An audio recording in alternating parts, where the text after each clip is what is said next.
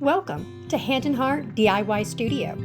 If you like what you see, like and subscribe. I'm making a quick little video today on how to prep fresh corn. And first you're going to start off with your farm fresh corn that you get from the farmer's market. You're going to place it in your microwave. You're going to microwave it for 5 minutes. Once it comes out of the 5 minutes, be very careful. It's hot. I usually set it down here onto a mat. Once you get that done, you're going to go ahead and grab your hot corn. And let me see if I can prep this for you. So once you get the hot corn out of the microwave, and like I said, be very careful. It is super, super hot. You're going to turn it this way. You're going to find out where that end nubbin is. And then you're going to cut. Now you're going to make sure that you're not wasting any corn, but that you get the end of it, okay? Now, I normally just take and score a line. It makes it a lot easier for this to peel off because it's super duper duper duper hot. So you're going to take this and you're going to start turning it and shucking it. You'll see here in just a second the way that I take it with both of my hands and I twist it, and it's starting to pull the corn out. If you see the corn's coming out here, and you're going to take it and you're going to twist. And what this is doing is pulling all of that silk out. So that way, when you get your corn, you'll see hardly any silk left on it. And then you're going to peel the rest, any remaining off. You're going to take and chop just that little tip off because we don't want to waste any corn. And then we take this and chill it in cool water. And we're going to do one more just to show everybody.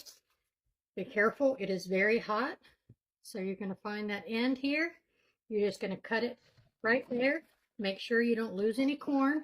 Set this to the side. As I stated, I usually take and draw a line right here. And that's just to make sure that I have some ends up, make the corn come out easier. I'm going to take 2 oven mitts and I'll put them on my hands because I want to make sure that I don't burn myself because these are very, very hot. But you're going to take and you're going to twist.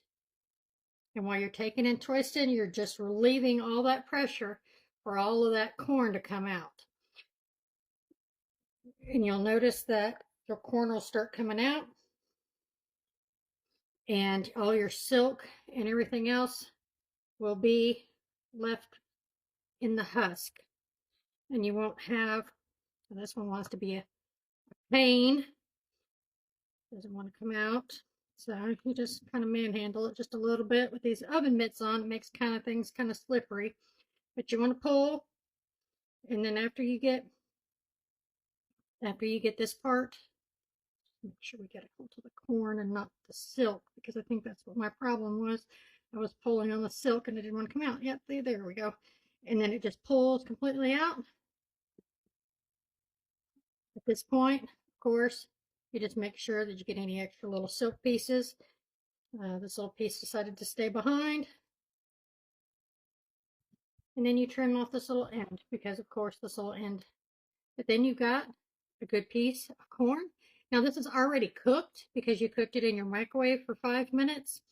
I usually blanch them in cold water real quick to kind of stop the cooking process. And then I chop it up, can it, vacuum seal it, whatever you want to do. And makes it really good. This is peaches and cream corn from the Aaron Farmers Market.